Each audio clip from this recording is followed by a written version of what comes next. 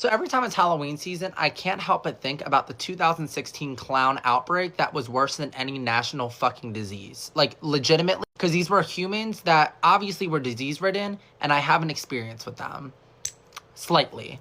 So once again, this was 2016, so my little ass was still in fucking high school, borderline freshman year at that, 2016, right? Now, freshman year me, I wasn't afraid of much, right? Because this was in the peak of my Four Locos, going to random houses that were posted on Snapchat saying, this is a crazy party, and I pull up, and it's just a mom and a couple uncles sitting there with their kid. Like, it was very feverish in my area, okay? So I wasn't afraid of a much, and once again, I would wear ripped jeans at 7 in the morning too. Like, you would think I was kind of like a powerhouse, or I had issues. I had both. Now, ninth grade for me, I had a good amount of friends, I want to say, at my high school, but all my friends from middle school, my big, huge group that I had, because somehow I had a big group in middle school, and then you just lose friends more and more and more. Anyways, my huge group that I had in middle school, they all decided to abandon me. They said, all right, ninth grade time, we are all going to this school where you have to take a test to get in. It wasn't even a school of the arts. Well, I guess, what's the proper name? Magnet school. They all were going to a magnet school. Pretty much every single person in that friend group. Every single one, except for one girl and me. I didn't want to take that test to get into a school. Baby, I don't even want to go to high school. Why am I taking a test to get into a high school? I'm getting irritated. Also, the high school I was designated to go to, I was like, okay, like, that's so close to me. This magnet alleged school is a little bit further. I don't want to make the hike. Not even like I'm driving at the time. I don't want to make the hike though. I just never ended up taking the test, and they all abandoned me in ninth grade. So I was like, perfect. So I made all my own friends at my own high school, but keep in mind, I stayed in touch with that whole group because those were most of my friends. Now, from them being at that magnet school, I swear that school was kind of like an echo chamber. Like, every single person at that school knew each other. It was way smaller than my school. Still, that school was huge, but everybody fucking knew each other. And once again, majority of my friends were from that school. Keep in mind, I had friends at my high school, but like a lot more of my friends were at the other magnet, you know, smarty Bill Nye the Science Guy at school, okay? So Bill Nye the Science Guy at school, from hanging out with them 24/7, I became friends with essentially 80% of that school. Like, girls I quite literally never met in my life, I would meet them like through my friends, and they went to that school too. Like, I got to a point, and I was like, okay. Now with this, I started going to almost every event that school had, more than my high school, right? Like, my high school would have a football game, but also that magnet school would have a football game.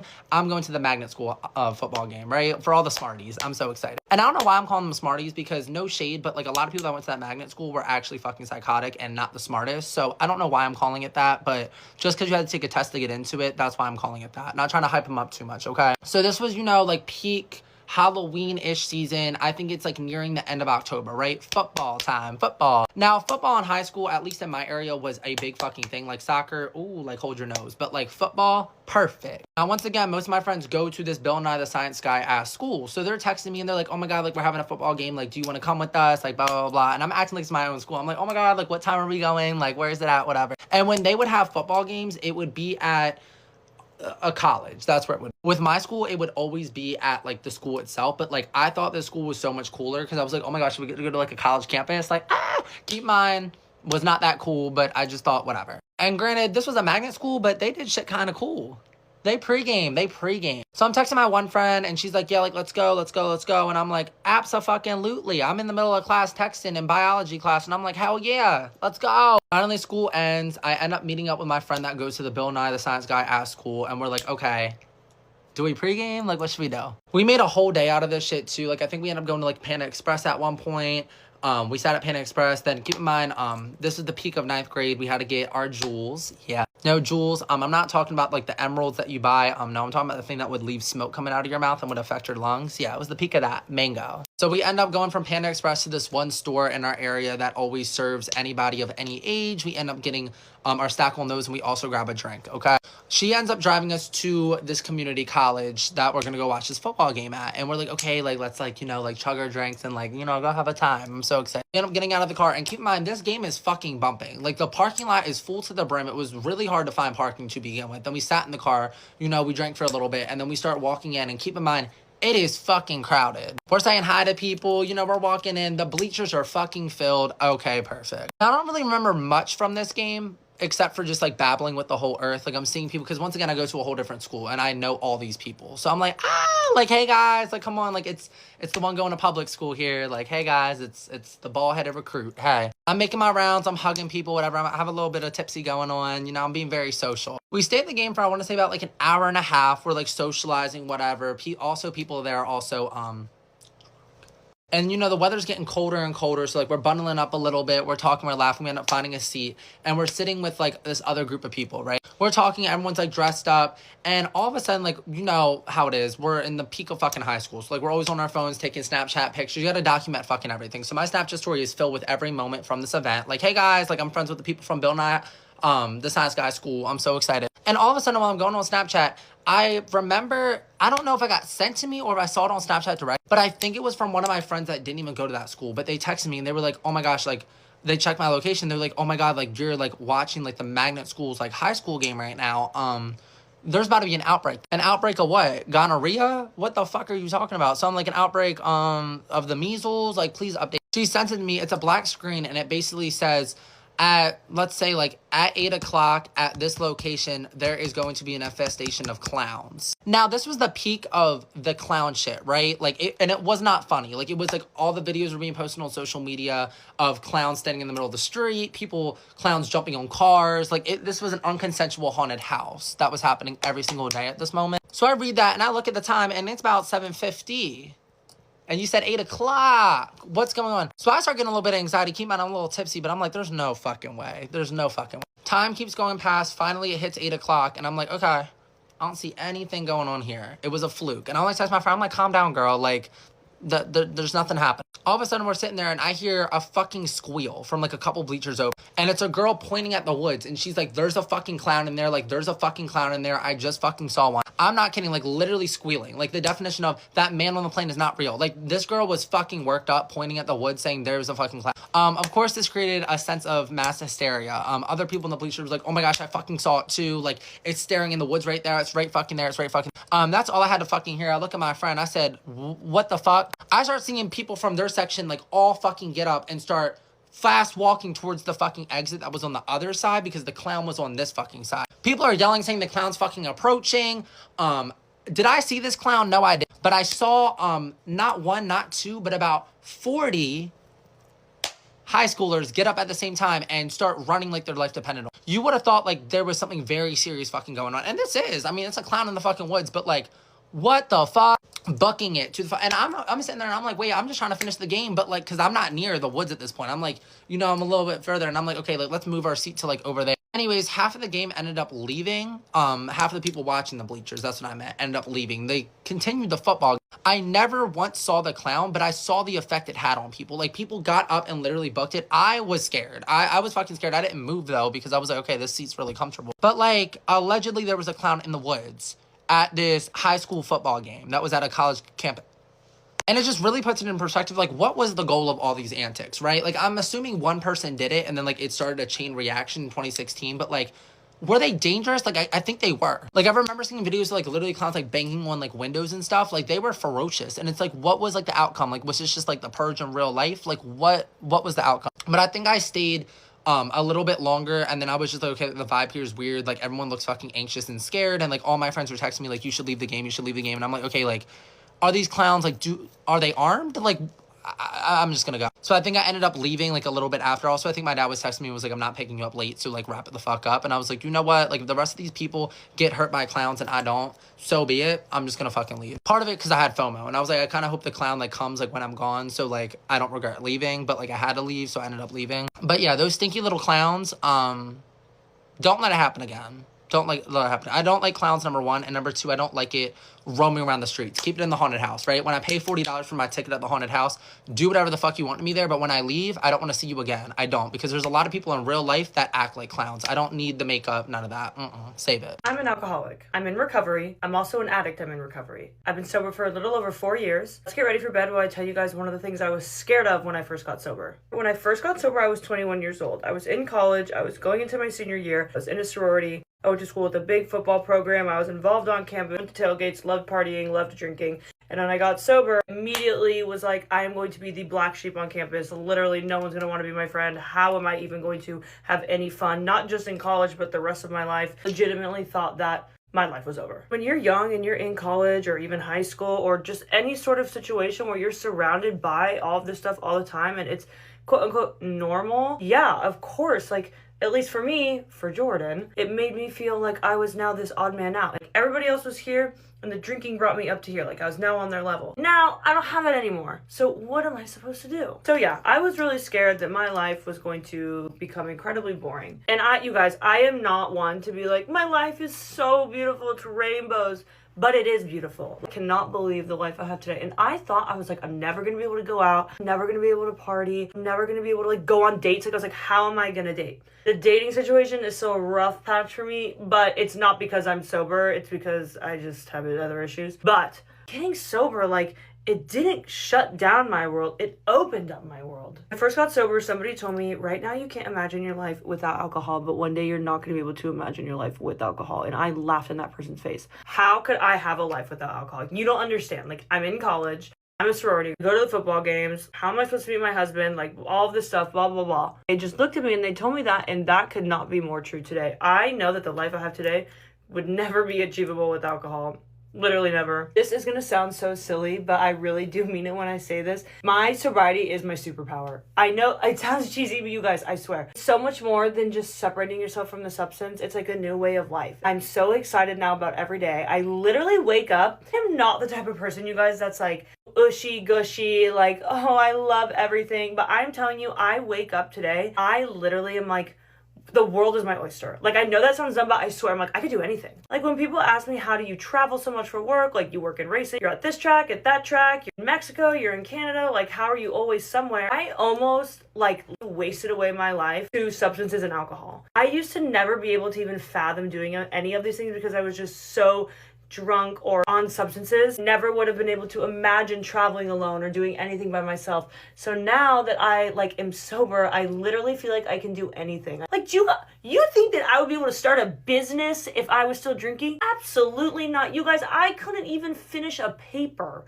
when I was drinking. Couldn't even make any sort of deadline. Just think about my life today. It's all because I got sober. Like, literally, I owe all of it to sobriety. I don't even really think about drinking anymore. I've seen all the things that I can do without alcohol, and I now know that like I can do anything without alcohol. I don't need alcohol to do anything. It really is true that like there was a time where I couldn't imagine my life without alcohol, but now I really cannot imagine my life with it. So if you are young and you are watching this and you are struggling with, am I too young to get sober, or is my life going to be boring? Speaking from my own experience for Jordan, my life did not get boring once I got sober. It got infinitely more fun. It is absolutely exhilarating. I actually can do things now and remember that. And now if I do something silly, it's because I'm just silly, but I did it on purpose. You know what I mean? It's not because I did it in a blackout. Love you guys. Bye.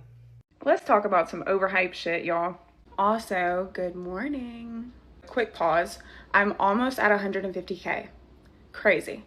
But since all of you were actually kind of excited that I wanted to do food reviews, this is what I wanted to do. Let me know in the comments what restaurant you want me to review. It can be fast food, it can be not fast food, I don't care. Just let me know what restaurant you want me to review in the comments, and if I make it to 150K, I will do a food review. Like, I really do want to get into those. I need to kind of go get the stand, like for my car. I want to be like the cool ones and do to my car. But yeah, let me know in the comments what you want me to review, and if I have one here, I'll do it. First on the list is saying rude shit and then following it up with, it was just a joke. Shut up. Because then when I go below the belt, right, I'm somebody, don't tell me anything about yourself if you're ever going to turn around and be rude to me. You know what I mean? So then when I say something below the belt and then I follow it up with, it was just a joke, I'm the bitch. Next is any of the new shows that they're trying to remake from classic shows, because it makes me wonder, was it this corny when I was a kid? Fuller House is a prime example, because Full House was my favorite show when I was a kid. Even when I would, like, obviously now I would rewatch all of Full House if you know, if I could. And the Fuller House, I was so excited for. I watched one episode. Hated it. It wasn't funny. It was so corny all of a sudden. And the same thing with That 70s Show remake. Like, we should have just left that one on the table. The conference should have just left it there and thought about it a little bit more, because there's a reason why they're all ending so quickly, and it's probably because they suck. Third one is overusing the word racist, and I don't care. You are taking away from the importance of that word and what it actually means every single time you use it for something that's not racist, right? Somebody saying that they don't like tabby shoes is not racist towards Japan. Just because I don't like them and I think that they're ugly does not mean that I have anything against Japan. You guys are so sensitive that it's concerning. You're not gonna make it through life if you are that sensitive. Grow up. The more your sensitive asses use the word racist over something that's not actually racist, you're just gonna cause an epidemic where real racist people who belong under the ground, mind you, real racist people are just going to sit back one day and be like, well, I mean, everything's racist now, so I guess it really doesn't matter what I do. Do you not understand that? Next is Grey's Anatomy. I'm sorry. What do you mean there's 22 seasons? You need to wrap it up. Wrap it up. Next one is anything pertaining to Selena Gomez and Justin Bieber's relationship that they had 1,000 years ago. Let it go. He's married. He has a baby. She's married. Let it go. I see so many videos of Justin Bieber and Hailey or like Selena and whatever his name is, and I really forgot what his name was. Anyways, and then in the comments you're always gonna have people that are like, it should have been Justin, it should have been Selena. I'm not even trying to be funny. I have such terrible memory nowadays. I cannot remember Selena Gomez's husband's or fiance's name. I shit you not, I'm so off base right now with the name that I keep wanting to say Bernie Sanders. I obviously know it's not the Burn Man. Oh my God. The next one is Shoddy Bay. She all of a sudden started infiltrating my For You page, and I just think that people like her, the Brian Santos couple, Ash Trevino, and all the other people like that, I don't get it. Why do we keep giving these people a platform and the opportunity to make millions of dollars just being annoying and weird? I'm going to try and do something that I have not done since college, and that is a very subtle wing with the Urban Decay Glide On Eye Pencil in the shade Whiskey. I don't know why all of a sudden I've been wanting to do like just a tiny little flick, you know, do something with the eyes and a more natural lash, but I'm kind of digging it now, and I just want to try this, so I'll be right back. Okay, thank God that this pencil is so easy to work with. I don't think that that's that bad. I am terrified to do this eye because they're not going to be even, but for somebody that has not done this in like 6 or 7 years, I would say it's not that bad. Not too bad. Not too good. Doesn't matter. We're putting lashes on to make it all look better, so give me a second. For the people that made it this far to the video, I just wanted to let you know I am going back blonde. I will explain why in another video, by the way. I'm also on the search for more subtle, but you know that they're there lashes, you know what I mean, for like looks like this, because I love this brown eyeliner look. This is the first time I've ever put brown eyeliner on my eyes, and I actually love it. So I want like a more subtle lash, so I'm using the Kiss Bare Affair lashes. As you can see, I played with them a little bit. So let's see if I can make this work. Yep. That's it. Love it. Of course, I will never forget my minoxidil because I want thicker hair by January. So let me finish this and I will be right back. I actually got dressed for work this time before coming back because I was waiting on my minoxidil to dry. I am going to be doing the minoxidil 1 week update tomorrow, and I'm going to be answering any questions that I've had, any comments, concerns, all of the stuff pertaining to my hair growth journey, even other things that I've learned and reasons why I'm going to be doing the things that I'm doing moving forward. So anyways, I love you guys. I hope you have a great day, and bye. Story time when I fucked her on her wedding day. This one was filthy. Just nasty. Just plain old fucking wrong. At that point, at that time, I didn't give a fuck. Do I give a fuck now? No. She was engaged when we met. Beyonce and shit. Even told me straight up, I don't even like him like that.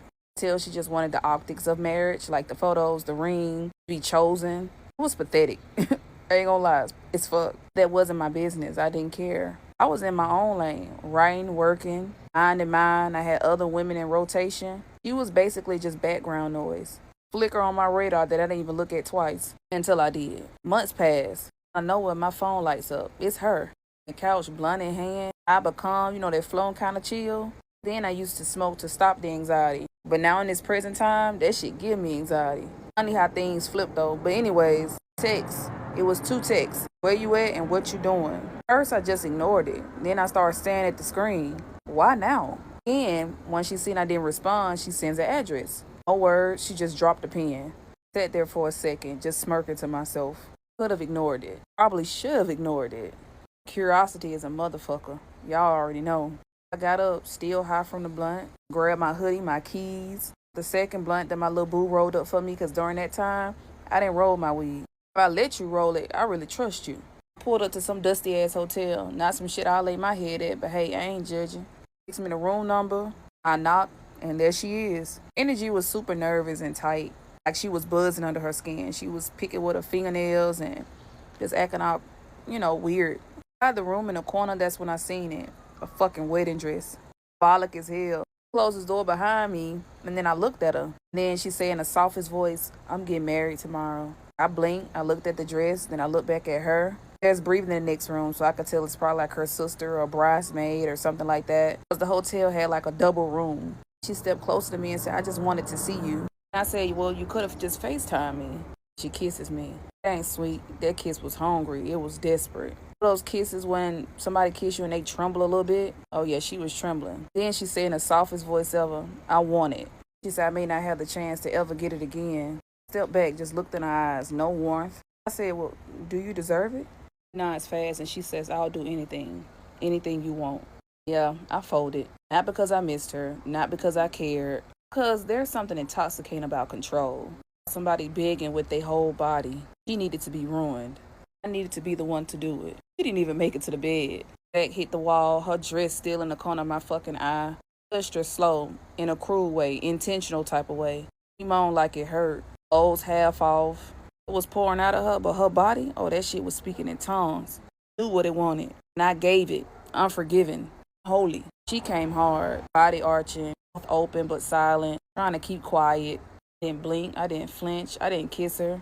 Just watched her like I was studying the collapse, loving how she was unraveling under me. That's what y'all don't understand. That's the part I crave, not the sex. It's the moment when women break for me. Hear somebody stirring in the next room, maybe her sister, maybe her bridesmaid, but I didn't stop. Made her say my name, loud, on purpose. Then she cried. Ring on her finger, I could feel it on my back. Liked it, that shit. Her shame turned me on. Her guilt, that shit turned me on. Panic made it better. She kissed me like she wanted to disappear into me. For a second, I let her.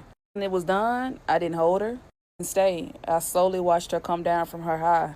Watched her wipe her own tears. I grabbed my keys. I looked at her one last time, and then I said, congratulations. And I walked the fuck out. Becky lit a kid on fire in 8th grade. Yeah, she did. Jessica, her sister, was dating a guy named Patrick. I don't know anything about Patrick. I really don't know anything about their relationship. All I know is it was a little toxic love in 8th grade, and Becky always been on 10. Becky's always been on 10. So if she can have a reason to be a crazy ass bitch, she's gonna have a reason to be a crazy ass bitch. And this was literally a reason, because Jessica was like, oh, I think Patrick is coming over and I'm gonna break up with him and blah, blah, blah, blah, blah. And Becky was like, okay, I better not see him. Like, I better not see him because it's up and it's fucking stuck. Well, she saw him because we had a carport. And the way that the carport was set up was there was an old ass van right here. And then on the other side was a truck. Okay. So we would sit between this truck and this van. That's where we'd always get our cigarettes and just sit there and chill. Right. So Jessica and Patrick were on this side of the truck, literally talking. Like, Jessica was right here. Patrick was right here. Me and KD and Becky were over yonder listening. Okay. Just paying attention, just eavesdropping.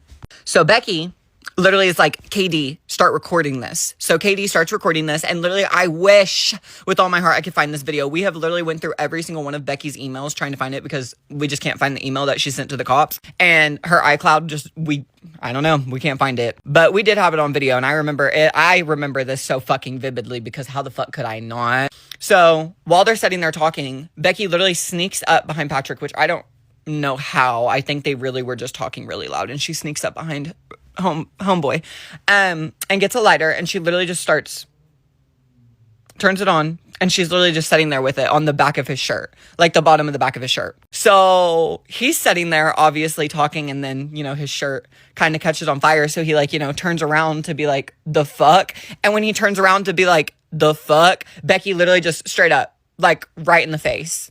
And we're all like, oh shit, because we really didn't think, like, I knew Becky was crazy, but I didn't really know the bitch was that crazy. So they start going back and forth. Like, she's literally like has him by his shirt, and she's just like, bam, bam, bam. And she's like, get the fuck out of here. And he's like, then let me. Because she literally was not letting go of him. Like, this bitch dead ass, like, I was so confused too, because I was like, what do you want him to do? Like, the whole entire time she's like, leave, fucking leave. And he's like, then fucking let me, Becky. Because she literally was like, just would not let the fuck go. Like, she literally was like pushing him, pulling him, pushing him, pulling him. I was like, bitch, you're throwing him around like a fucking rag doll. So he was able to leave. Literally, he got on his little skateboard, and actually, I don't even think he was able to grab his skateboard. I'm pretty sure that Becky fucking stole it from him, honestly, and was like, yeah, fucking leave, little bitch. And he left, and then literally 5 minutes later, the cops came by, obviously. And they were like, what did you do? And Becky was like, I lit him on fire. Yes, I did. And I beat his ass.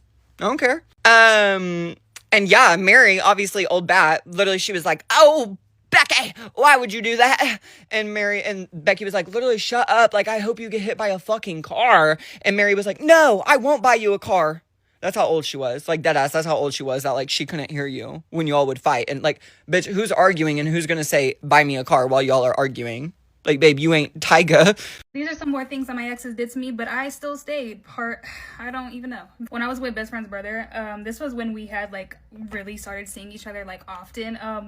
We would go out after our little session, if you feel me, and we would go get food, and, like, he would literally...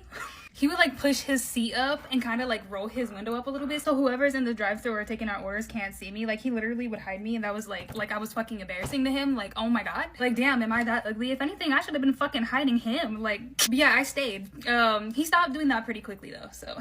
I remember when me and Mr. 5'3" were on really bad terms after him and his girlfriend broke up. If you know, you know. We always had this Christmas party at Chipotle, right? And after this Christmas party, this specific year, we went over to our mutual friend's house to just kind of continue, and it was literally going into my birthday. So literally I was about to turn 19. I was about to turn 19 in a couple hours, and you know what Mr. 5'3" did? Not only did he just like not sing happy birthday when everybody else was singing happy birthday, which is fine, he literally had this other girl who was my ex-best friend sit on his lap the whole time and like get really close with her and like look at me and make sure that I was looking and paying attention, and basically try to make me fucking jealous on my birthday. On my fucking birthday. And they were the only two people that were being like rude and disrespectful to me that night. It was crazy. Guess what I did? I got back with him like 6 months later. Oh, there was another time when we were literally working. I was on the cash register and I don't even know what the fuck he was doing, but he was still my manager at this point. And I remember he was picking an argument with me in front of customers, like literally yelling at me in front of customers about our personal life behind closed doors, which was absolutely fucking crazy. Do I remember exactly what we were arguing about?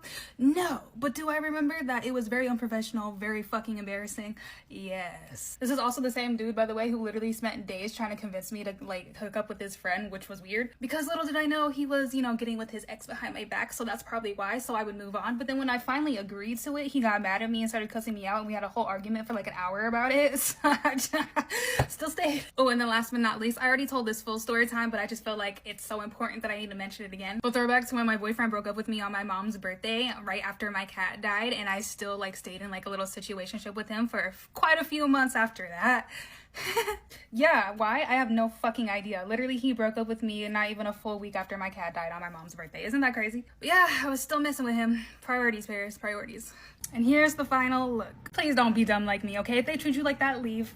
All right, besties, we have another Hey Girly call-in. If you don't know, this is my new series where if you have a girly that you need to call out because her man is being dusty, doing dusty-ass man behavior, because there's many out there, I will summarize your story for you and call it out to that girly so that we can let her know what's up, because we need to all have each other's backs in this world. So this is a call-in from our bestie. We're going to call her M, and it is in Lusaka, Zambia. Yes, we're going to Africa, y'all. And this is for her dusty baby daddy, Joseph C. If you are Joseph C's current woman, my girly, I'm so sorry, but this one is for you. So this starts back in 2021, and our bestie M, she met Joseph C at uni, and he originally was being very sweet to her and told her that he was single as a Pringle, but he just had this very casual little 8-year-old daughter from his uni days. Everything is really cute at first. She's spending the night at his house. She's introduced to his friends. They're doing coupley things, going out, having dinners, doing all the cute coupley stuff. They're spending weekends together. Things are accelerating, and she ends up asking him, okay, where are we going? Where is this going? I want to move on to the next steps because obviously we are doing a lot of coupley things and this is leading somewhere. So our bestie brings up the so what are we conversation, and boom, Joseph C is suddenly like, I have confessions to make to you, ma'am. He confesses to M that he has had a whole ass girlfriend the whole time who lives 2 hours away, but it's on and off. Like, girl, no. Anytime a man says that this is on and off, is definitely on and never been off, and he needs to get his facts straight. Now, M is devastated and breaks up with him, but says that they can probably still be friends. They keep in touch and everything. Fast forward to 2023. Joseph pops back up and says that he is deep in debt, has money problems, and is a broke-ass scrub. He's broken up with his girlfriend, but he really needs help. And so M, our bestie, decides out of the kindness of her heart that she is going to let him stay with her until he can get back on his feet. She even lends this man money. Ladies, a man should never be borrowing money from you unless it's your gay bestie. There's never a man on this earth that you should be giving money to, ever. But our bestie realizes that he's got deep gambling issues. He owes her money still. And this motherfucker is deep in debt. And one night when she's like, brother, you gotta owe me. Like, you owe me money and you owe the world money. Everyone and their mom, you owe the money. He disappears one night. She doesn't know where he is. His sister calls M and is like, yo, I'm very worried because my brother has disappeared off the face of the earth. We can't find him anywhere. We're very worried. He's been sending all these very suspect mental health texts, which he also sent to M. This man said, thank you for the forehead kiss this morning. That was my last kiss on earth. And is basically saying that he left her keys and now he is piecing out from the face of the earth. They spend the night searching for him. They find him. He had attempted to take his life. Thankfully, he survived, and after the hospital, he moves back in with his sister, and then M and him lose a little bit of touch. A few months later, they run into each other at a Neo concert. Why this man that is deep in debt can afford a Neo concert, I'm not really sure. But they reconnect, and apparently they were not so sick of sad love songs because they end up hooking up, and M gets pregnant. When she tells Joseph, his first reaction is to terminate. But where she's from, that is not an option. Abortion is not so easy. And so she had decided that she wanted to keep the baby. He was like, no, queen, I ain't trying to be another daddy because I'm a broke ass scrub. I don't want this child. But she was like, I don't care. It's my body. And I made this decision on my own. Homeboy goes through all the 23 reasons on why he's not financially ready and he doesn't want to be a parent again. And he's not emotionally ready and his life is a damn mess. Well, sir, you should have thought about that before you be nutting and everything. Okay. And then our girl was like, I am not going to terminate this pregnancy. I'm having the baby, whether you like it or not. So M keeps the baby, and where she's from, in her culture, a child is born, the man's family is supposed to formally meet the woman's family in a traditional method to discuss damages, which is like a traditional settlement for a dowry. Like, hey, we need to pay damages because our son nut inside of you. Sorry, like, we'll help take care of this baby for you. Dude is like, well, I guess I have no choice but to be involved. This ship has sailed because you've really pushed my back against a wall, girl, even though I'm the one that fully understands how making a baby works and decided to participate in that action. Homie shows up, but with no family, nothing, no support system, single, alone by himself. He signs the papers to agree to all the amounts and everything that he's going to pay, basically like child support in America, and then to this day has not paid a cent and does not check on his whole ass son that he has with them. And the real plot twist, apparently she just found out that Joseph C now has another new baby with you, our girly, so that you are sponsoring his lifestyle. and that you don't know that he has this whole ass child that he is ignoring and is not paying child support for. Joseph C was literally crashing out on M, being like, oh, I didn't even want this child, but the first thing that indicated to me that you also didn't want me to be involved was because you gave the child your surname. Like, so the woman that is raising the child, that gave the child her last name, because it's not your last name, that indicates that she doesn't want you involved. That's not how math works, my guy. That's not how fatherhood works. Em even saw the beautiful pregnancy shoot that you guys had, happy and smiling, and she feels terrible because you don't know anything about her life, the child that Joseph has with her, his gambling addictions, and all the fucking dusty ass shit that he's been up to. Joseph is over here getting sponsored by you, playing perfect father family somewhere in Lusaka, ignoring his oldest son. Em contacted him, was like, aren't you even curious about what your son looks like? And he was like, oh, actually, I was curious and I was meaning to get in touch with you. And then he says that he was going through some personal issues and that's why he hadn't contacted, when really he had a whole ass new family and that's why he didn't contact. His personal issue as this man that needs to wrap it or get a vasectomy or something because he needs to stop popping out children. My darling, I am so sorry to break this news to you, but Joseph is not the man that you think, but you are strong. You do not need to be sponsoring this man's lifestyle. You are better off. A man that does not provide for his children or responsibilities is not a man that can be trusted. I hope that you also know about his gambling debt. You 100% do not need to be sponsoring this man's lifestyle. The man should be taking care of you. You deserve more, my girl. And I really, really hope that you can figure out a way to want better for yourself. But the community is here. We are all here for you. We are all girls. Em just wanted you to know because she felt like you needed to understand the man that you're with. But women, we all deserve more. We all deserve to be with a partner and someone that we can trust, that's transparent, that also is fulfilling their responsibilities and being a man of their word. So if you need me, I love you. I'm here for you. I see you. Anyone else that has a hey girly that they need done, please DM me messages, as much details as you can, screenshots and everything. And I am happy to help. I love you all. I see you.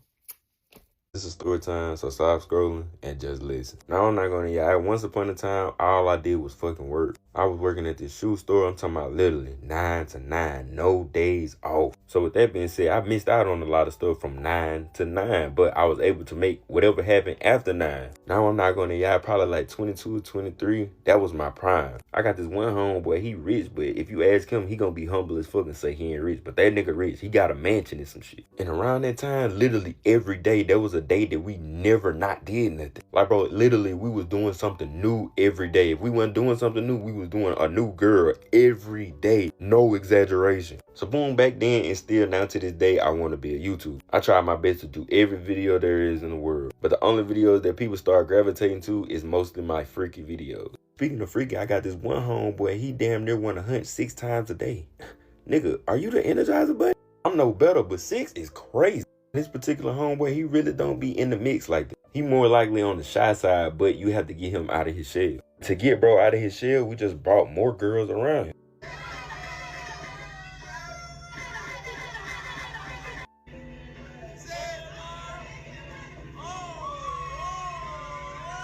So boom, one day I'm at work. Probably like 8 o'clock, I end up calling my homeboy, the one I just showed y'all in the video. I end up calling him and asking him like, bro, we gonna do a YouTube video today? Now I'm not gonna, I don't know if this nigga supportive or he just wanna be the star of the show. Like, I done put him on plenty of blind dates. I done put him on plenty of videos that had anything to do with girls. He love it. He be on my ass every time like, bro, you need to post. Like, we need to get some girls. We need to go do a new video. We need to get active. I'm like, bet, it's good, bro. We gonna do a video when I get out work. All right, so boom, when I got off, we ended up doing a spinning wheel video with a couple more girls. Video went good, but it didn't go so good for my homeboy. I'm gonna show y'all that in another video for another day. Type Black Eyed Peas if you want that video. Damn near y'all get the gist. Like, I'm always doing YouTube videos. We having fun like that. All right, so boom, another day I end up going to work, and then I called my homeboy again. I told him, like, let's do another video. Okay, bet, it's good. Like, who the girls you gonna have this time? I'm like, I don't know. We just gotta go find some.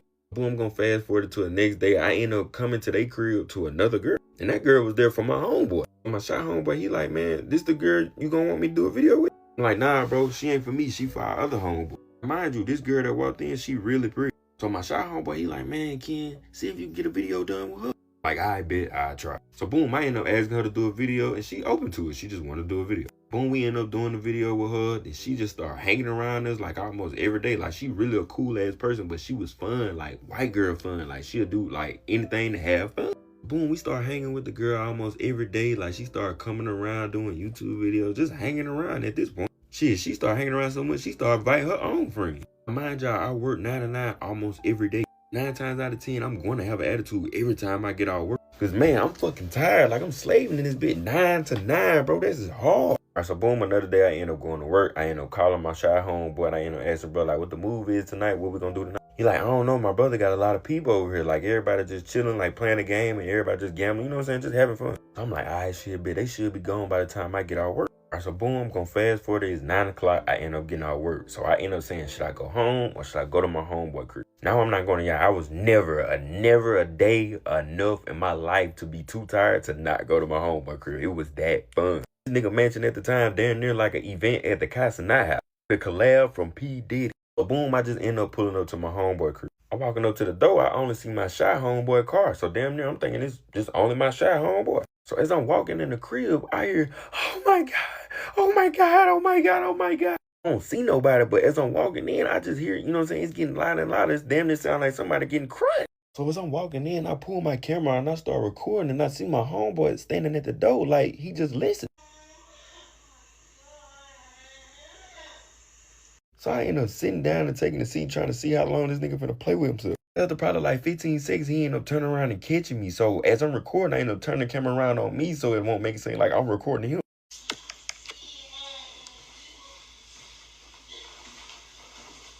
So as I'm looking down, this nigga spawned in front of me like the fucking Matrix.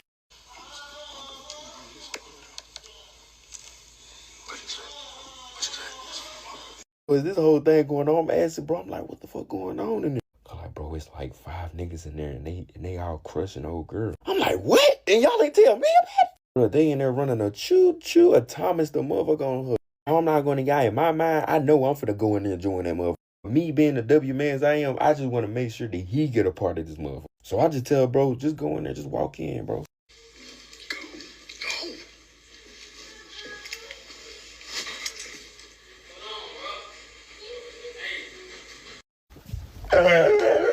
So they end up stopping him at the door and they end up asking him like, bro, do you got some rubber? Shy homeboy end up saying, oh hell no, boy, I ain't finna give you no rubbers and you finna crush her and I ain't finna crush her, boy, you got me fucked up. But my shy homeboy end up walking off. Boom, gonna fast forward to me and my shy homeboy end up going to the room and just chill. So after a while, they end up getting done with their event. So I end up walking in that bitch. I'm looking, I'm like, man, this girl look familiar as fuck. I'm like, oh my God, I know her. I'm like, girl, where have you been? She's like, OMG, Kendrick, how have you been? I'm like, I'm good, man. Like, this damn thing, we just started catching up. I'm not gonna lie, this happened out of nowhere. This happened like on some PH type of stuff. I end up telling Charlotte, like, I always been wanted you, man. Like, I don't even know why you was playing. Like, yeah, you right, but that was in the past. But what's stopping you from wanting me now? Now, I'm not gonna lie, that man to school, but start shooting like a shooting star. I go ask my shy homeboy to give me some rubbers, and he give them to me because, you know what I'm saying, he fuck with me. Then again, at the same time, I'm thinking he just gave them to me because he thinking he finna get some of this new kid too.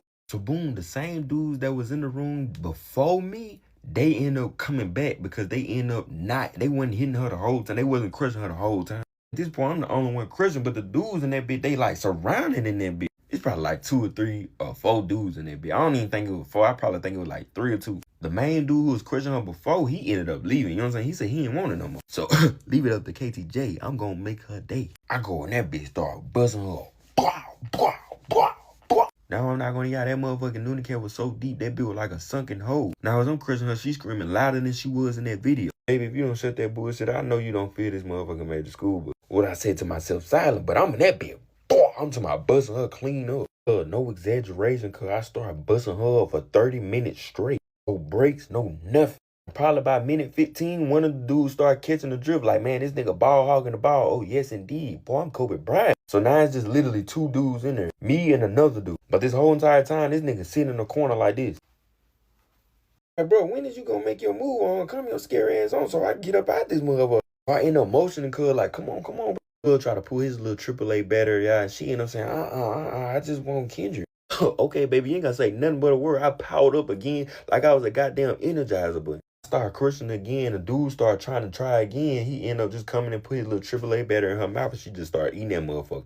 And me, I ain't gonna lie to you, I really ain't into all that, you know what I'm saying? Dude in the same room with the I ain't into all that. So I end up just, you know what I'm saying, letting him have it. So I end up walking out, and my shy homeboy still is at this fucking door. So I'm like, bro, just go in there and try your luck. Bro, I ain't getting no Nunicat. Matter of fact, the girl stopped the whole show after I left. After that, I ended up crushing her again, but it ended up being on some drunk nasty stuff.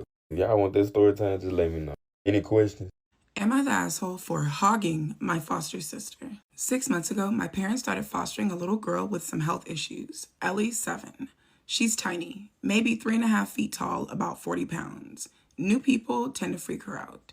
She's still adjusting to being part of a big family. I, 26 female, have 2 sisters and 2 brothers. One of my sisters is married, and both of my brothers have girlfriends around. My mom was a nurse at the hospital that Ellie was taken to. Once we took her home, my mom went down to part-time, and I shifted my schedule to be home with her when my mom's at work. When she's not feeling good, she gets really clingy with me. We went on a vacation last week, and I don't know why, but her tummy was hurting her the entire time that we were there. So she and I spent most of the trip curled up on the couch with a bunch of blankets and stuffies, watching K-pop Demon Hunters over and over. I love that. My brother's girlfriend, Stacy, is obsessed with kids and babies, and she keeps trying to insert herself with Ellie. She asked Ellie if she wants to go to the pool, the park, the lake, if she wants her to do her hair, if she can watch K-pop Demon Hunters with us, etc., all week long. Ellie only wants me and my mom to go anywhere near her when she's not feeling good. I told Stacy this all week. When we were getting ready to go home, I noticed that Stacy was pretty upset. I asked what's wrong, and she told me it's ridiculous that I was hogging Ellie all week and that I'm not the only person in her family. First of all, you're not family at all. Second of all, Ellie is a person and not a remote control. Nobody's hogging her. OP said that when Ellie doesn't feel good, she gets clingy. This entire week that you guys were on vacation, Ellie's little tummy was not fucking feeling good. All she wanted was the 2 most familiar people in her life to be around her. That's to be expected. I'm 35 years old, and when I don't feel good, I want my mom to be around too. No, baby, you're absolutely not the asshole. Stacy needs to go touch some fucking grass. My mom got involved and told Stacy that she could either stop whining or she could find another way home. She was really quiet for the rest of the way back. But then when we got home, Stacy started complaining again that I was hogging the baby. She said, Andy, sister, you good? Like I was saying, the baby is 7 years old. She's old enough to know who she wants to be around and who she doesn't want to be around. OP told Stacy she's not feeling good, and when she doesn't feel good, she's clinging with me and my mom. Stacy didn't hear none of that. All she heard is she don't want to go with you right now because I want her to stay with me, and now she's accusing OP of hogging a person. No, Stacy needs to check her fucking self before she's banned from coming around. My mom and I agreed that Stacy will no longer be allowed anywhere near Ellie. Oh, too late. Now my brother is saying that I should have just let her hang out with us and that she just wants to have a little sister. Now I'm wondering if I'm wrong for hogging her all week and not letting Stacy hang out with us. Girl, no, you're absolutely not the asshole. And Stacy wanting to have a little sister is not up for Ellie to fucking fix. She's 7 years old. She's not Stacy's emotional support human because she want a little sister so goddamn bad. She is a human being. You have no idea what Ellie's life was like before she came to you guys. Allowing somebody to force themselves on her would not be okay. It would not be okay. If your brother can't fucking respect that, then he don't need to be around either. Stacy is selfish as fuck. She really is, because she doesn't even see Ellie as a person. She sees her as the shiny new toy in the family that she wants to play with for her own selfish fucking reasons. Never once did she give a damn about the fact this baby does not feel good. I asked her if she wanted to go to the park with me or to the pool or to the lake, and she said no because you were hogging her. No. Hear me out. She don't fucking feel good, and she's clingy with OP and her mom because they're the most familiar with her. This don't have shit to fucking do with you. This girl is disgusting. If you need to fill a void that goddamn bad, I know for a fact that a lot of after school programs need volunteers. Hell, they need employees, but they will always accept fucking volunteers. Go do that since you got a void that needs to be filled so fucking bad. This morning I woke up and I asked God, do you even see me? Do you see me? Sir, respectfully, do you see me? Do you see me? Do you really see me? Because this stuff that's happening is bananas. And he reminded me that he is Elroy, literally the God who sees me. Do y'all remember when the Lord was crucified and the disciples were distraught and upset and they were walking away from watching someone they love and trust be bludgeoned and murdered? And they were walking and he showed up and he's walking beside them and he pulls up and he asked them, what's going on? I'm paraphrasing, you know, what's going on? And they were like, haven't you heard? Where are you from? Like, what, you been under a rock? How can you not know what they just did to Jesus? And he's like, well, what happened? And they just began to tell him, man, like they killed him. Like he's gone. Like the conversation that must have taken place, the grief that they were in. They saw someone that they loved and trusted get bludgeoned to death. And they don't even know that the person walking with them asking the questions about what happened is him. Let me tell you how that ministered to me this morning, because he reminded me that even when I'm grieving, even when I'm going through things, even when the pain seems unbearable or things that are unfair and unjust are happening, that he is there. Like he literally says to them, what's going on? And they were like, you ain't heard about him? How do you not know about him? And then when he vacates the premises and he leaves them after spending time with them, because he will spend time with you in your pain, he reminded me of that today. They said, you ready? Did not our hearts burn? When he was talking to us, wasn't there something in us that was like, we know him, I know that, like did not our hearts burn?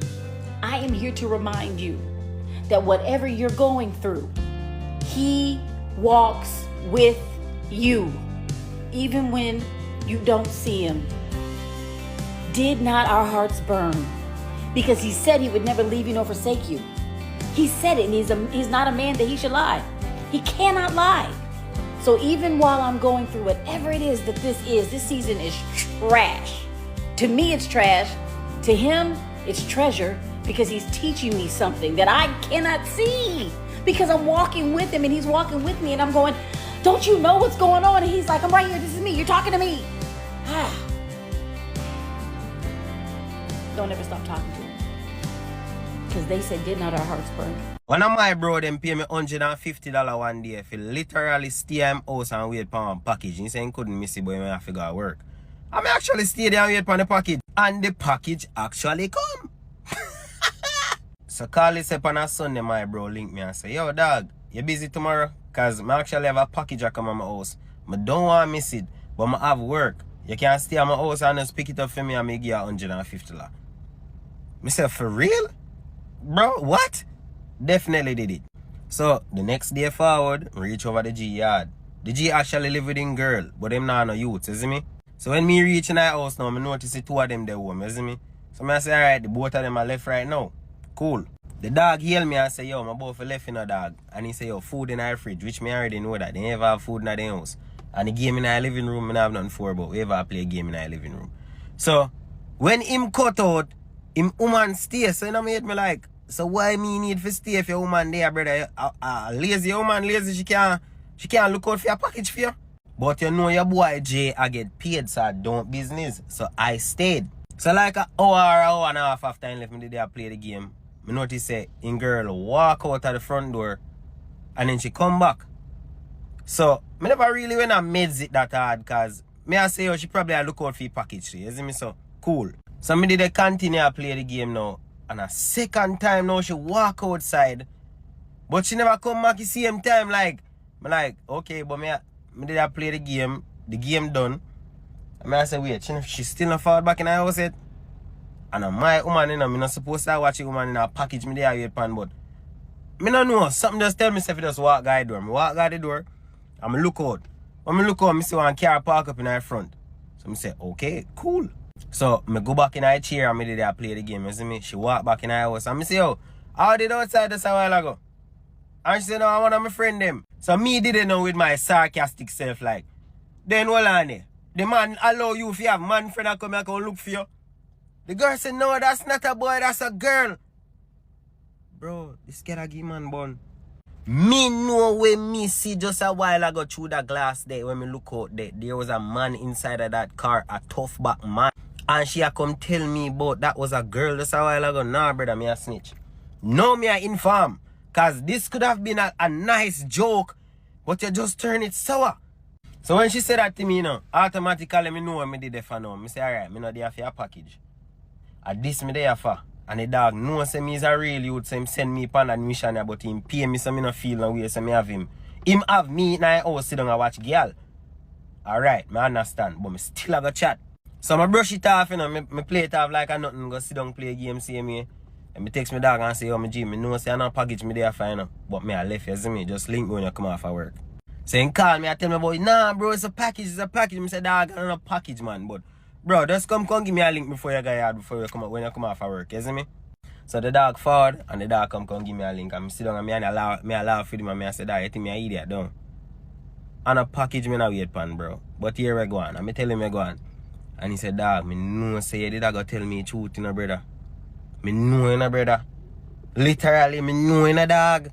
Yeah, but me literally get hired for the indirect front watching and report back. And I got $150. And because it was my dog, I did report back. I done business. That's the life go. And then left. And the dog got a good woman now. Shout out to that. Shout out to me snitching. Can you date somebody for 2 years and not meet any of his family? Well, this lady says she dated her ex-boyfriend for 2 years, had never met any of his family, but little did she know there was a reason why. I dated this guy for 2 years, had never met any of his family members. When I first asked him if he had any siblings, he said, no, I'm the only child. I asked about his parents. He said they're still alive as far as I know, but we're extreme, but that's all he would say. It was like pulling teeth getting any information from this man about his family. So I just stopped asking, but in the back of my mind, I just couldn't let it go. I had decided to give him a big birthday dinner. It was his 40th birthday. By then, we had been together for 2 years.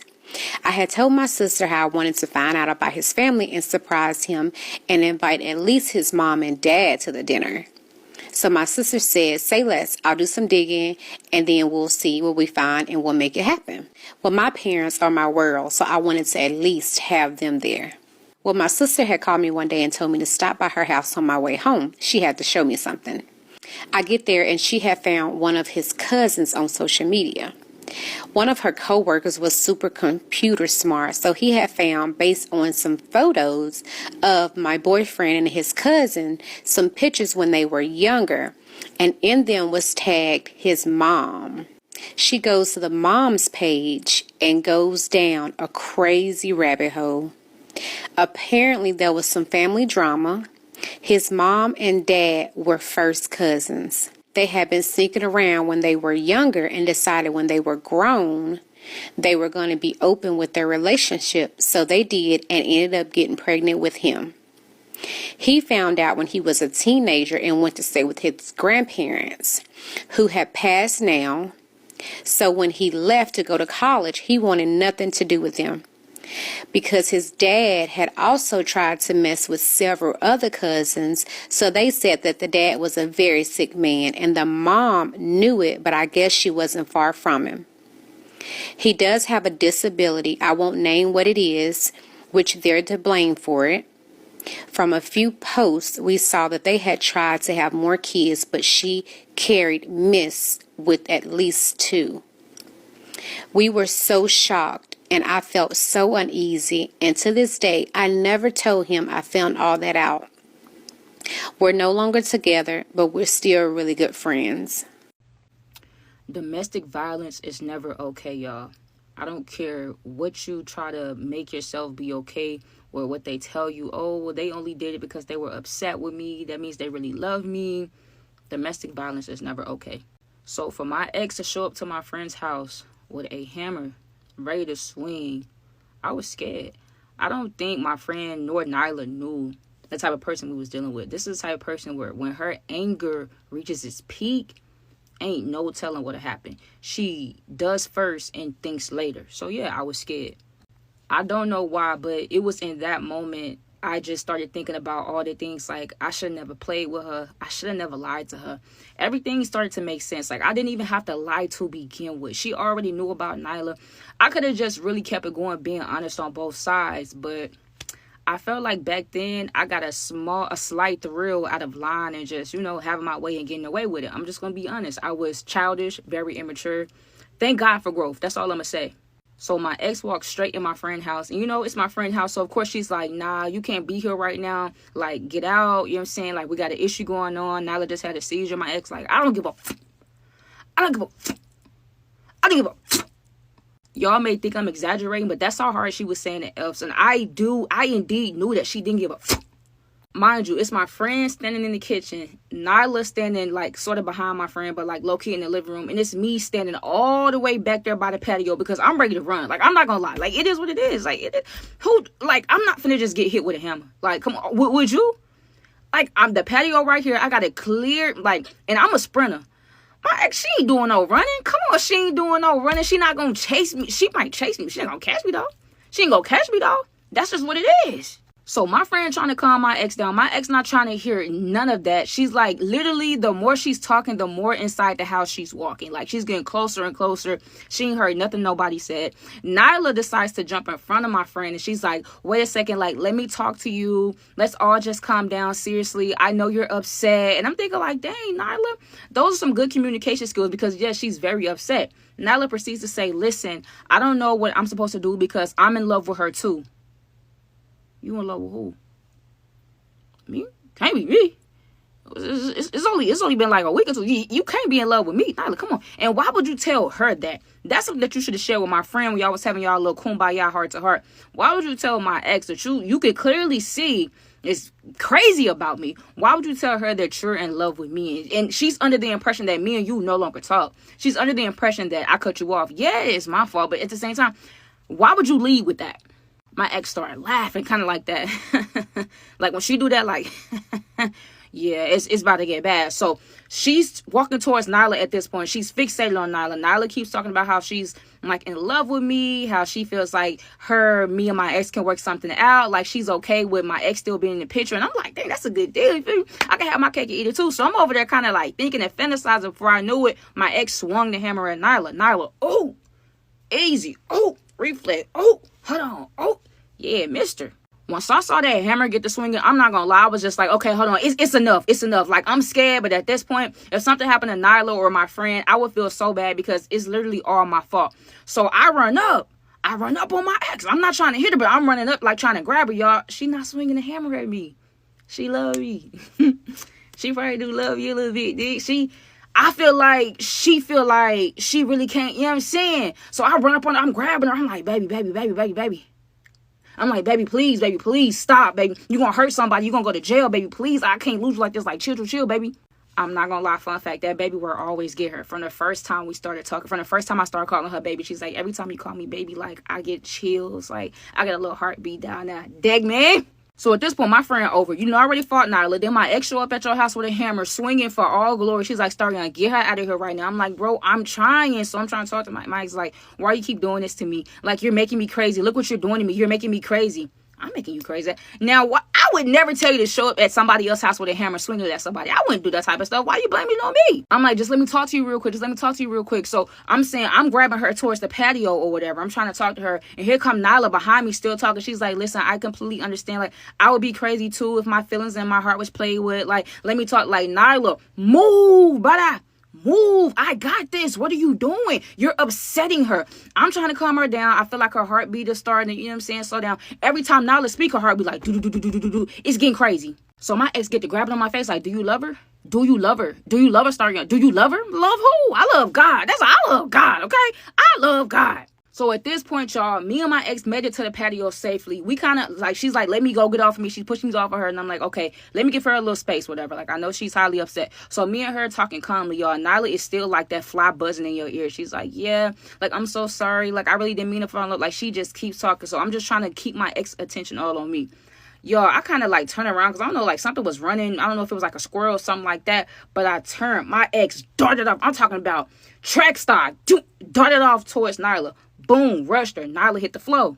I immediately run over because, like I said, I know what type of damage my ex can do. She's very crazy, but and again, she's very good with them hands. Them hands work. You know what I mean? She can make them talk. You dig what I'm saying? So I run towards her and I'm like, no, watch out. So I get in between them. So Nyla on the floor. I'm sitting on top of Nyla, and then my ex is, you very late, but for real, I'm like trying to break it up. And that's just when my ex like, move. Why you trying to save her? I'm like, bro, you're upset with me. Take it out on me. Not really, but anything to get you up off this girl. Like, come on, she just had a seizure. My ex like, tell me you'll leave her alone. I'm like, okay, I'll leave her alone. Nyla like, you're not leaving me alone. Like, you're not. you're not leaving me alone. Like, you're not. I'm like, bro, Nyla, not right now. My ex like, no, look her in the eyes and tell her that this is your last time seeing her. You're leaving her alone. I'm like, Nyla, you feel me? Like, Nyla's like, whatever. Like, you're just not. Like, I'm not trying to hit. You're not leaving me alone. She's just gonna have to get over it. So I'm just in between them, making sure my ex don't hit Nyla or whatever. They study going back and forth. My friend like calling my name. She like, Starion. I'm like, bro, what? Help me. Like, why you not helping me? She like, that man that was outside the restaurant, he parked in my driveway right now. Everything stopped. World stopped. Excuse me? My ex like, why y'all looking like that? What man? What's going on? Like, what's she talking about? I'm looking at Nyla like, of course, Nyla is every time the man is mentioned, every time she sees the man, every time the man is in her vicinity, she's like, she goes into like a daze. I'm like, Nyla, hello? She's not even responding. I'm like, Nyla, come on. Like, he outside. Like, what's going on? Like, who is this dude? My friend like, nah, I'm not finna do this. I'm finna call the police because I don't know what type of time he on or whatever. Mind you, he's seeing Nyla caught in the garage now. Like, my ex came, she came through the garage. She didn't let the garage back down. So now I'm guessing he was making blocks, trying to find Nyla. And here her Kaya is sitting in the garage, and here he is sitting in the driveway. And here my ex is sitting on top of Nyla, and I'm in between them. And yeah. Here today, gone tomorrow is such a harsh reality that everyone on this planet is going to experience at some point in their lives, whether it's with someone else or yourself. I never knew how scary it was to lose someone in an instant. I've experienced losing a grandparent or losing someone that was progressively passing, but to lose someone unexpectedly, like almost suddenly, is a different type of experience. To lose someone so sudden is very crippling, and sometimes it forces you into this dream state where you're wrestling with whether or not it actually happened in real life. You start to feel like, you're in a dream and now you need to try to find a way to wake up. There's no way this is real. Like, nah, I won't believe it. You start kind of going into like a little delusion state where you're just waiting by the phone, or you're just waiting to see if they're going to pull up, or, like, psych, you know what I'm saying? Like, I'm just playing, and you literally sit there and you wait. You literally wait.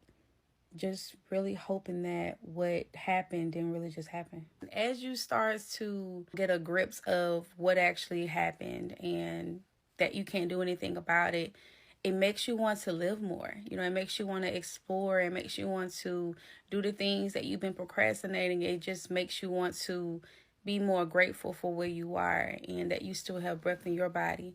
But it also makes you feel guilty too, because it's like that person had dreams and aspirations as well. Like, why can't they achieve their stuff too? It's just so heartbreaking, for you to just see someone, or you could be with that person when it happens, or you could be on the phone with them, not even knowing that they're about to take their last breath before you hang up the phone. Like that situation really can really hurt. Just an ongoing battle of emotions of a shoulda, woulda, coulda, or I wish I could have did this, I wish I could have did that, why this, why that, and we rob ourselves of the life that we get to continue to live because we're trying to figure out something that we probably never will. This man said he would never be a stepfather again to anybody's kids. He said women do not want a real man or a real father for their kids. When I first met my wife, she had 2 kids, a son and a daughter, and I loved those babies like they were my own. We got married, we bought a house. She didn't have to work, so she didn't work. Their father got out of prison. We didn't hear from him for 7 months after he got out. Well, I got home, he was there, but he left as soon as I arrived. So I asked her, where did he come from? Did you know he was out? She said no, she didn't know that he was out or that he was coming by. He had ran into her cousin. Her cousin had gave him their address. So he came by, but he just wanted to see the kids. I'm like, okay, so is he going to start being a part of their life or what? I just want to know for my sanity. She said, he said he wants to be a part of their life. So she told him that he could, which he can, because it's like whatever's best for the kids, right? I just told her, don't let him toy with them. Like, he needs to be consistent. They're 3 and 5. Well, he started coming over to see the kids, which was more than fine, but he always would leave when I got there, and he only came when I was at work. I had noticed she started being sneaky. Well, we have cameras, which gets all of the data that comes straight to our phone, but it had started acting up. So I'm just thinking, Why is it online, offline, online, offline? I just noticed it out of nowhere one day. Well, it was starting to be offline for about 30 minutes. So it goes offline this day I'm at work. So I decided to leave work and drive home. Sure enough, he's there. I pull up. He was in his mom's car, which was in the driveway, which he comes and goes all the time and see the kids in her car. I come into the house and the kids are downstairs playing with their toys. It was a Friday. They don't have school on Fridays, which is why that's one of the days he does come and see them. They're downstairs playing. I don't see them nowhere. So I go down the hall. I don't see anybody. So then I go upstairs and there they were in our bedroom having a time. So she allowed this man to not be in her kid's life consistently, not pay her any type of child support, touch her. He is supposed to be coming to see them, but he don't ever really play with them when he's there. And I married you, took you from your job that you hated, but had to work because you were a single mom, put you up in a nice house with a nice car, be a father to your kids, and this is how you repay me? By cheating with the man who does nothing for you or his kids? Absolutely, I lost it. I beat the dog crap out of him. I wanted to put my hands on her, but that's just not who I am. I told her to get her stuff and get out. Let him take care of you and y'all's kids. If you see my profile picture flashing red, that means I'm live. And if you join the live and comment LeBron James, my co-hosts are going to be getting up and dancing. Join the live and comment LeBron James. Ticketed, but not at fault. Yes, the adjuster did advise me that you were not in agreement with the liability decision on the claim. Is that correct? Mm-hmm. Right. Okay. So I understand your position. However, your state has a law that states that if one party is cited for any sort of traffic violation, moving violation at the scene of an accident, and the other party is not, that the party that was cited is automatically at fault. So because you were cited for an unsafe lane change in regards to this loss, and the other party was not cited for anything, you are automatically at fault per state law.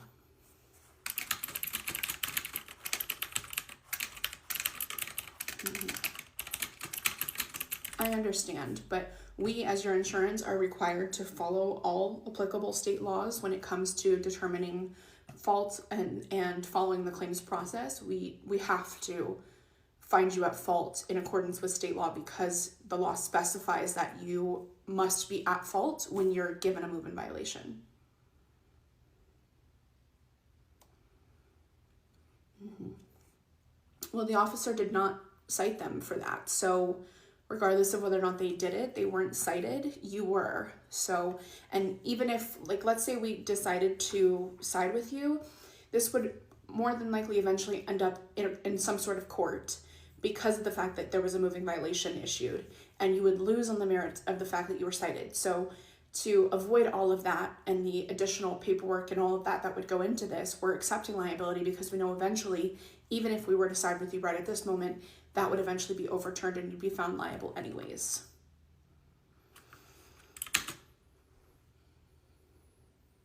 Mm-hmm. And that's a really good point, but as your insurance, we're required to protect you on both fronts, right? So we're required to protect you when you're not at fault for an accident and advocate for you on that behalf, but we're also required to protect you when you are legally responsible for damages and protect you from that as well, and do our best to protect you from lawsuits. And in this case, if we were to deny liability because there's injury involved, a lawsuit would ensue, and more than likely we would lose said lawsuit. So from that perspective, the fact that you were given a move-in violation, the police report is not in our favor, there are no witnesses, things of that nature, all of the evidence stacks against us, and to prevent a lawsuit in your name and to make this easier on everyone, knowing that we would eventually lose said lawsuit, we're accepting responsibility now to avoid all of that. Mm-hmm. Okay. And I hear your point on that, but as your insurance, we are given the right to make these decisions per your insurance contract, your policy contract with us. So unfortunately, it is going to be final that we are finding you at fault because of the applicable state laws and the fact that we have to. And also, again, because it's our responsibility to protect you when you're legally liable. And in this case, you are. No, there isn't. We're going to need to take care of the other party, and we will do that as best as we can within your policy limits and communicate with you if there are any issues in settling this claim. But as far as fault, it's been determined that you are liable. Okay, have a good day. Bye-bye.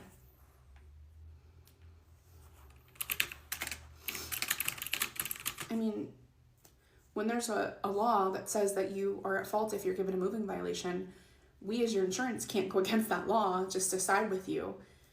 Like, we have to adhere to applicable laws, because if a complaint comes through, the lawsuit is filed, we have to show that we did our due diligence in handling this appropriately, and for us to just willingly ignore that is problematic. So the adjuster did what they were supposed to do, which is a lot of my job, is just reaffirming that the adjuster did the right thing, because people don't want to be at fault for an accident. They want their insurance to do exactly what they want in the event of a loss. They don't want their car totaled. They want it repaired. They want a rental. Like, there's all these things that they want, doesn't necessarily align with what their policy covers. And so the adjuster will advise of that, and then as the supervisor, a lot of times I'm just reinforcing that communication. So now, I know Soulja Boy's brain is fried dyed and to the side, but Soulja Boy and Candy beef is not something that I expected on my 2025 bingo card. So Candy recently did an interview with Soulja Boy's old videographer, and he said this. Because at this particular time in Las Vegas, I had actually not eaten in 3 days. So I was in this tough place in life where I didn't want to beg for my paycheck. Come to my room, I'm about to order some room service. And he ordered $1,000 worth of room service. And when he was done, there was so much food left over. I was excited. I saw some chicken fingers, and I was like, can I get those? Because I'm hungry. I'm really, really hungry. And he said, yeah, have whatever you want. And then he got up and he spat on the food. Now, those comments must have really pissed Soulja Boy off, and he felt like Candy should have never brought him on the platform to allow him to say something like that. Now, while I would not put that past Soulja Boy because the life he lived is crazy, it is crazy accusations to have somebody say about you on the radio or on television, whatever it is. So Soulja Boy responded to Candy and the man in the interview saying this. Platform talking about I spend this food. Cause you talking about not too much on me. What if I brought her on my platform and she sat there and said Candy spend my food, and I posted it on my Instagram to 7 million people? Now, he has some other things to say about Candy. He also called her a bald-headed, but I can't post that part on here. I can't. He was going in. Now, I don't know why he was coming so hard at Candy. She just did the interview. I know your feelings is hurt because those allegations is wild. I mean, they were wild-ish, but damn, you ain't got to call her out her name. Anyway, he said he was in Atlanta, and Candy tweeted saying, I heard Soulja Boy was cussing me out on his live and said he wanted to pull up. Well, I would love for you to pull up. Let's speak on it. So now let's see if he gonna put the stuff down and actually pull up to defend his name. Because she came peacefully. You ain't had to call her a bald-headed nothing. Am I the asshole for telling my wife she's a horrible mother after she made our daughter cry the whole day? My 33 male wife, 32 female, and I have an 8-year-old daughter. She's a bit chubby, but she's completely healthy. She does sports, she doesn't eat too much sweets, and she's moving all the time. Our family doctor said it's completely normal that they gain weight at this age and seem chubby before they go through a big growth spurt. Aside from that, my daughter is genuinely a sweet and kind little girl, and she's super smart, and she's the top of her class, and I genuinely couldn't love her or be prouder of her than I am right now. My wife, on the other hand, has always been more of a boy mom, and she definitely favors our 10-year-old son over his sister, and she definitely notices even though my wife refuses to admit it. I love my son too. It's not his fault how his mother acts. She's always throwing shade at our daughter. I don't know if it's intentional or not, but I've noticed it many times, and I've always talked to her about it, and we've had multiple arguments and fights about it. Last week was it for me, though. I just took my daughter out on her 8th birthday on a daddy-daughter date to wherever she wanted to go since she prefers me over my wife, and I didn't want any tension between them on our daughter's special day. We did so many fun things and took her to her favorite restaurant, took her to the mall where I got her a few toys. She picked up herself some new shoes and clothes. She was so happy and excited, and she kept thanking me and calling me the best dad ever, and that she loves me. That's so sweet. We got home, she innocently tried on her new clothes, and my wife literally said, quote, "Ew, you look so fat in those, don't wear them outside." Lord have mercy. My daughter started crying and she ran to her room and I just lost it. I called her a horrible piece of shit mother and that was her GD birthday. She started crying and tried to explain herself, but I told her to go to her parents and stay there the night and give our daughter some space. They only live 5 minutes away from us, and so she went. The next morning, my father-in-law came in pissed and started cursing me out. You came to my house cursing me out? You got me fucked up, big dog. Ain't no way, boy. I would have had to put the paws on him. I told him that if his daughter wasn't such a bitch to ours, she'd still be here, and he exploded even more after that. She's still at her parents' house right now, and we're still not speaking. I don't regret standing up for my little daughter at all, but is there a way I can salvage this thing, or are we done here? I am honestly only considering staying just for the kids' sake. I don't want to be a part-time dad to either of them, and especially my daughter, who knows what the hell her mother would put her through if I wasn't there to protect her. Man, this is a tough one. I say go with your gut. I think it's admirable that you trying to stay there and keep. I think a lot of people would say that you should go, but ain't nothing wrong with trying to work shit out. I think if all parties are willing to work on this shit for real, it's definitely salvageable. You know what I'm saying?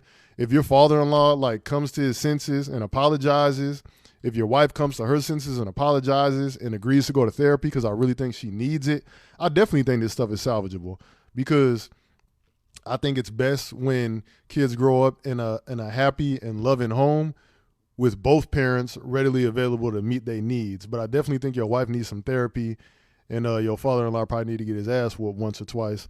But yeah, man, hopefully everything works out for you. Everybody found out that it was a doll? I watched that 3-part story, so you don't have to. That's Neve, and she's letting us know that her really good friend faked her entire pregnancy. Now, this story takes place in Scotland, and Neve never really tells us how long she's known this girl, but the girl's name is Kira. She hit her up about 8-9 months ago and let her know she was pregnant. Neve was so excited. Kira's boyfriend's name is Jamie, and he was not happy about the pregnancy at all. Jamie actually asked Kira to go ahead and go to the clinic and take care of it. However, Kira refused, and she actually told him and insisted that he go ahead and tell his mother. Jamie told her no, and even in some text messages you can see them going back and forth and her being like, I'll come down with you to tell her, and he's like, don't worry about it, I'll handle it. According to Neve, apparently Kira went and let Jamie's mom know herself, and the mother was not happy, especially because Kira and Jamie had only been dating for about a month at that time. Kira goes ahead and announces it on Facebook. Everybody's so excited, and a few weeks later she holds a gender reveal party. Now, her mother doesn't have any grandchildren, and Jamie's mom has all boys as grandkids, and so they ended up finding out that Kira was going to have a girl, and obviously it's a gender reveal. I'm sure she got a lot of gifts and a lot of money. A few weeks after the party, Kira ends up posting on Facebook and saying that the baby has a hole in its heart. Neve believes that she set this up so that when the baby was born, she can go ahead and say that the baby passed away. So one morning, Neve wakes up to 2 missed calls and she's a little confused. She ends up checking her phone and ends up getting a message from Kira saying that her baby was born and that her name was going to be Bonnie Lee. The baby was born on October 10th of 2025. Kira also sends Neve a bunch of videos and pictures and saying, hi, my name is Bonnie Lee. I was born at this time, telling her that she was born the same weight as her father when he was born. Neve ends up sending a video back saying congratulations. And Neve says that the videos are very convincing. You see her with the baby, there's a car seat, they have everything that a hospital would send you home with. There wasn't anything that made her feel suspicious initially. Kira took her baby home. Apparently she went to her grandfather's gravesite and took pictures there, posted that on Facebook as well, and then she also posted videos of family members buying her like $1,000 strollers and chairs and all the things that she might need for her new baby. What was interesting was that throughout the pregnancy, Kira made it a point to post and talk about how Jamie's family was horrible and evil and didn't help her at all, yet they're buying her all these things that she needs for her baby. So eventually Kira ends up taking the baby over to Jamie's family so that they can meet the baby, and Jamie's mom ends up mentioning like, why isn't the baby moving, like what's wrong with her? And so Kira freaks out and is like, oh my god, let's go back to the hospital. But then when they go to the hospital, she tells Jamie like, you can't come inside. I guess from the beginning she had always told Jamie he's not allowed inside of the hospital visits, and so he just believed her. So she goes inside, she comes out, and she's like, oh yeah, baby's fine, but the doctor says that she has mucus, so we have to keep her wrapped up. Something to note is that Jamie at the time was also asking for a DNA test, and Kira was kind of delaying, and it was by saying that the baby had mucus, because apparently if the baby has mucus, a DNA test cannot be done. So Neve was was just kind of pointing out that she really thought of everything. Anything that they questioned her about, she always had an answer for it. So one day Neve ends up getting a message from Kira being like, hey girl, I need to get out of this house, can you come get me? And Neve is like, yeah, of course, you just got a baby, so I'll make sure to come and pick you up. So she's on her way, and Kira basically is like, hey, I'm gonna bring the stroller because I want us to be able to walk around. What Neve is in hindsight thinking was like, obviously she didn't want us just to sit in the house. There was going to be a higher possibility we would have discovered it was a doll sooner. So she gets to the house and she's like, hey, do you want me to help you like get the baby? And she's like, no, don't worry about it. But at that point, Neve was already at the door. So Kira wasn't expecting her on the other side. When she opened the door, Neve sees the baby. She's like, oh my gosh, so cute. She didn't clock that it was a doll though. Neve mentions that the baby was all wrapped up, had a big cap on its head, so she couldn't really tell. Kira's like, yeah, you know, yesterday we took her to the hospital and the doctor said we need to keep her wrapped up, so that's why she's like this. So that's when Neve is like, so maybe going on a walk is not a good idea. Like, obviously, if the doctors are telling you it's too cold, like, let's not do that. Something else to keep in mind too is that the doll moves. I can show you a video right here. It moves, you can feed it, and within a minute of you feeding it though, it will go to the bathroom on itself, right? She never fed the doll in front of anybody. That's what Neve said. Neve was pondering that she might have spent upwards of £1,000 to be able to purchase this doll. I guess when Neve said the whole, like, maybe we shouldn't walk her when it's cold outside comment, Kira suggested they go to her job and show the baby to her coworkers. And so Neve was like, okay, cool. They pile into the car, they head over there, and she shows them off to the coworkers. Nobody touches this baby but Kira, apparently. Coworkers are so happy. They're like, oh, it's so cute. They're giving her money, they're giving her gifts. So once they leave Kira's job, on their way over to Neve's mom's house, Neve is making sure to drive so slow. She's like, I have a baby in the car, I don't want her to feel any of the bumps. She was 100% convinced that this was a real life baby. They get to her mom's house. Neve's mom opens the door. She's like, oh my god, the baby's so cute, da da da. They go to sit down, and Neve's mom goes to open the flap that's like covering the baby, and Kira literally hits the mom's phone out of her hand, and the mom just sits back and looks at her. So now they're just continuing to talk, and at some point Kira gets up and shows them, she said a nappy. I'm assuming a nappy is like something you cover yourself with post-pregnancy, and was like, yeah, this is for all the blood and everything. So she was trying to show like real procedures and like things that the hospital would give you, or something that a woman would go through post having a baby. They all believe her. At some point, Kira ends up getting a phone call from her cousin being like, hey girl, why haven't you brought the baby over so we can see them? You're taking her to all these other places, what's going on? And Kira's like, oh yeah, I was gonna bring her over tomorrow. And the cousin's like, no, like, we're going to a concert tomorrow. Kira gets up to leave Neve's mom's house, and Neve's mom is like, you know you're not leaving without letting me hug the baby, right? And this is when Kira spazzes. She's like, nobody's touching the baby, nobody's holding the baby. I just brought her home from the hospital. She's wrapped up. They told me she's sick. So at this point, Neve is like, yeah, this is getting a little weird. She's like, come on, girl, let me take you home. On the way home, Neve hears Kira telling Jamie on the phone, like, hey, you need to come home and feed the baby, da da da da. I think something that catches me off guard about this story is like, how did Jamie not know? Was he that much out of the scene that he couldn't even tell that his baby was not real? So again, Neve's not thinking anything of this. She gets home, she goes to sleep, she wakes up the next morning, and she goes to their Snapchat conversations only to find that every single video and picture of Bonnie Lee has been deleted by Kira in their Snapchat conversation. So she hits her up and she's like, hey, why did you delete everything? Kira sees the message and doesn't reply. And then out of nowhere, Jamie sends her just a bunch of laughing faces. And so at this point, Neve's really confused. Later on that day, Neve ends up getting a message from her niece being like, hey, do you think Kira's baby's a doll? And then apparently Neve's mom was thinking the same thing too. Like, I don't think this is a real baby. Neve doesn't know how it exactly got out into the public, but apparently Kira was home one day and she just like left the doll by itself, and she's on her phone, and either her cousin or her mother walked in and was like, what the heck? And they walk up to the baby to find out that it's a doll. Someone was finally able to get their hands on it. And so I guess the information got out, and Neve is so confused. She's like, I've been around this baby, I drove this baby around, how did I not tell? I feel so dumb. In the second video, she was saying, if you thought you were going to be around this baby and you could tell that it wasn't real, you weren't going to be able to tell. So she shared a few videos and photos of the baby. I'll share them here. Neve says that when she was acting like this, everyone just thought that she was being an overprotective mother. It wasn't until somebody was physically able to go hold the doll that they realized it wasn't real. A lot of people in the comments were also saying, hey, she needs help, like there might be something wrong with her. And Neve's like, absolutely not, she doesn't need help, she needs jail. Think about how much money she probably took in. Even one of her great aunts that lived in Wales, who wasn't able to make it to the gender reveal, ended up sending Kira £500. Either way, Neve is obviously heartbroken. I can only imagine the grandmother, the family members that thought they had this new bundle of joy in their life to find out that it's not real. I think this is a wild story. You guys tagged me in this a bunch. I wanted to make sure that I got it out to you guys. I appreciate you guys as always.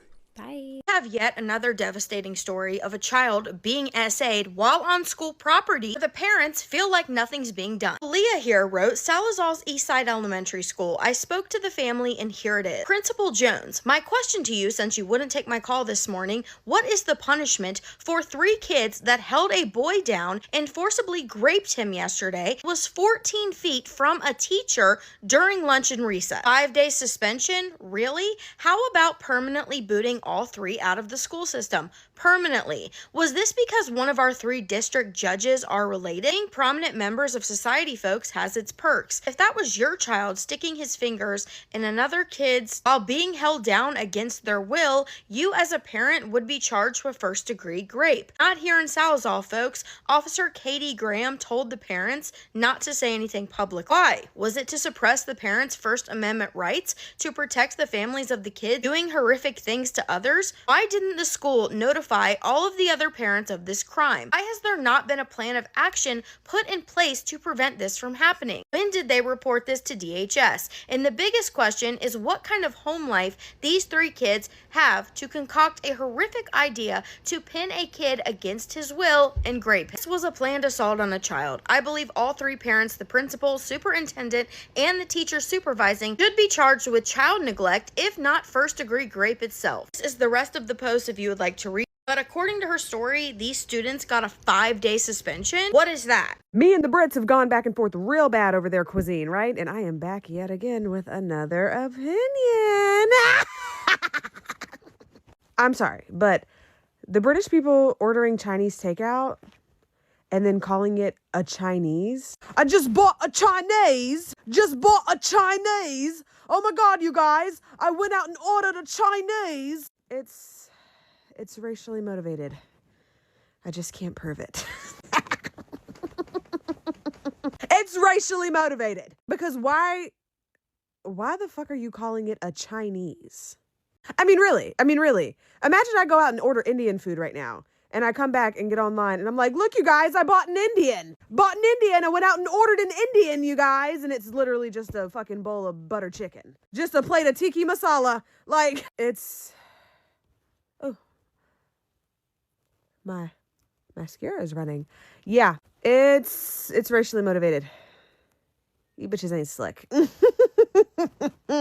Y'all calling the ancestors demonic. Meanwhile, this is what they over there doing at them churches. I, Roberta McCoy, given faith and stand in unity with the vision of perfecting church of sowing this seed of $1,000 plus $235 and receiving the blessings to come to all that participated.